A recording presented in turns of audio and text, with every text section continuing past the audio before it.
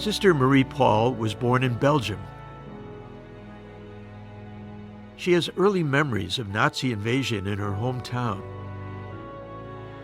of artillery cannons parked outside her home, and of bombs falling around her.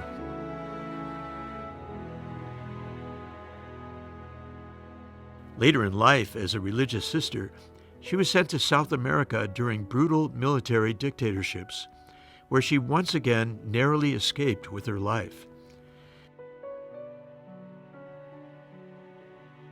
Having lived through war and violence on 2 different continents, she continues with her life's mission to sow peace, justice, and hope. When you live in a situation of anxiety, of fear, you are stuck. You can't move. You can go ahead. So, what's the remedy against all that? Just like I say, you have to confront it. And I can give you an example what happened in my family during the war.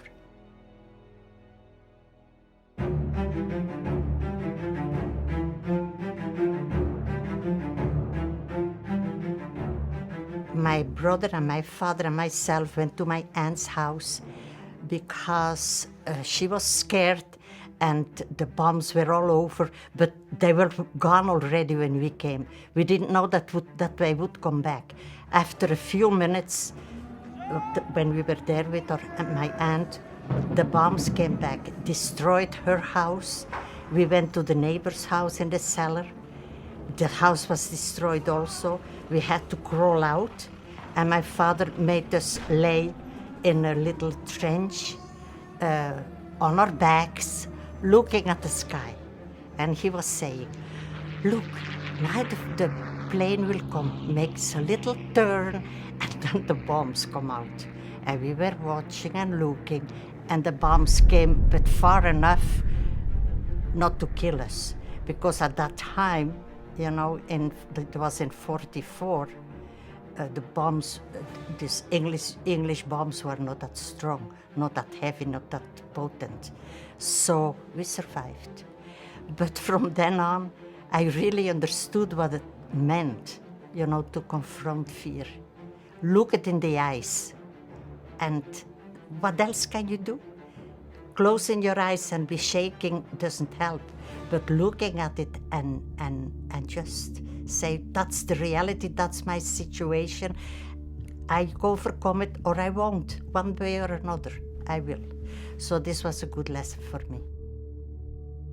The angels talked to Mary and said, Mary, be not afraid. Be not afraid, the words of the angel.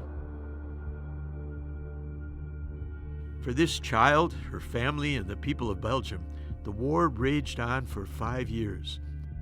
Air raids became a terrifying part of daily life.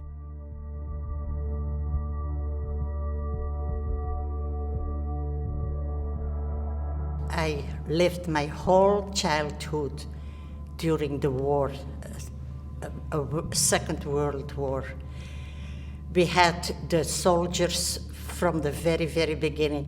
So that's a little bit the situation I lived in for 5 long years. It was each time when the sirens ran, know which bomb shelter was the nearest by, run on to it, and then also learn fast, put on your gas mask, things like that. Not things for children. I'm traumatized. And I will be for the rest of my life. So I am so old and I still have to cry about what happened to our beautiful nation, to our beautiful people. So many people, like happens now in Ukraine, they had to go, leave their country, leave their house, leave their situation, leave their family. War, as I said, is terrible.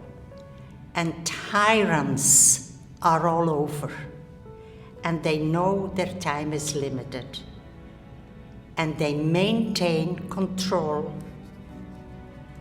through submission, through killing their opponents, through oppression, because oppression is their weapon. It's the worst humanity can do. Forever changed by her wartime experiences, the young girl who escaped bombs in World War II was called to dedicate her life to helping people survive violence and unrest. Seeking to dedicate her life to building a more peaceful and just world, the girl from a war-torn country grew up, got her university degree, and then decided to join the Franciscan missionaries. In 1965, Marie Paul was sent to serve the poor campesinos in South America, where she once again found herself in the midst of war and conflict. Due to her advocacy for poor farmers being kidnapped and tortured, her name appeared on the kill lists of military death squads. When I was in Paraguay, I was in the list to be killed 3 times. But I had one boy, a guard of the president, and he always saw the list. And the times that my name came up, then he ran to the convent and said, "Monja, monja, don't leave the house today. You are in the list." So then I had to stay in the house. I just did what I had to do, and I was careful, and I covered my back. I did. You know, I always had people that knew where I would go and when I had to be back home. And I always made friendship with people that are a little important, like the nuncius, my ambassador. This is the way that I really tried to survive. We lived at the opposite of the Ministry of Interior, so we could hear the people crying and when they were torturing them. But the very sad thing was these young officers or the young soldiers, they were like 16, 17, 18 years old, very young. Perhaps they were older, but they looked very young. I was there in South America until 1978, until Stroessner, the president of Paraguay, said that I better would leave because persona non grata.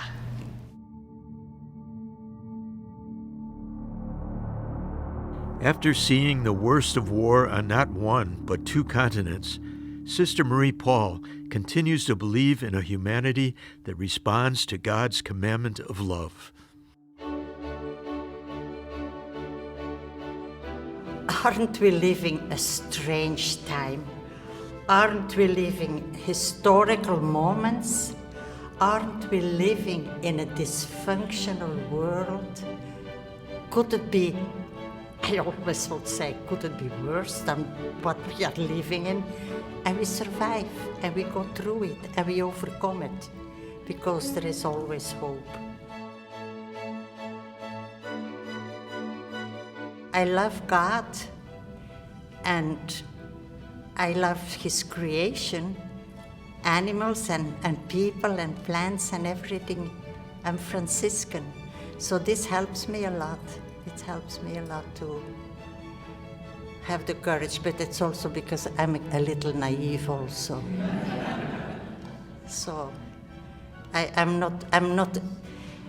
won't look toward the dangers. I just look toward what has to be done, the needs that are there, and I find a way, even if it's a crooked way, but not a bad crooked way, just a holy crooked way, to reach whatever has to be reached.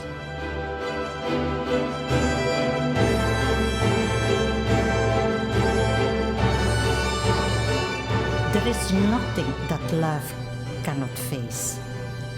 We can always expand our hearts, but without prayer, I become deaf to the voice of love.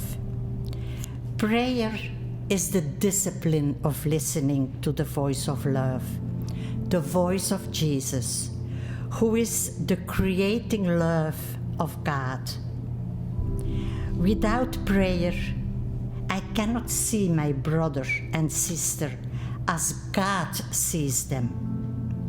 Without prayer, I cannot be attentive to them as God is attentive to each of us.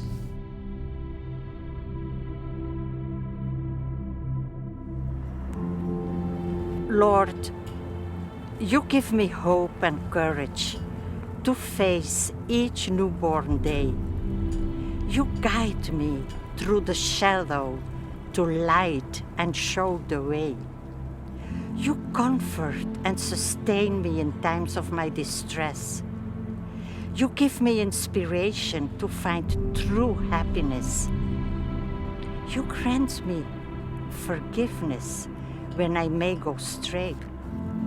You help me in my trials and do my fears allay.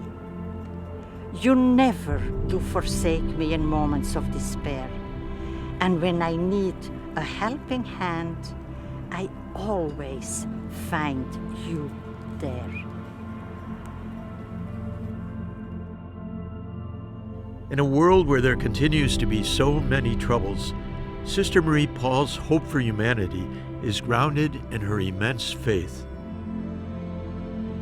With support from Catholic Extension, Sister Marie Paul continues to bring her message of hope to people in Las Cruces, New Mexico, where she leads a thriving mission church, visits families, and cares for women in detention.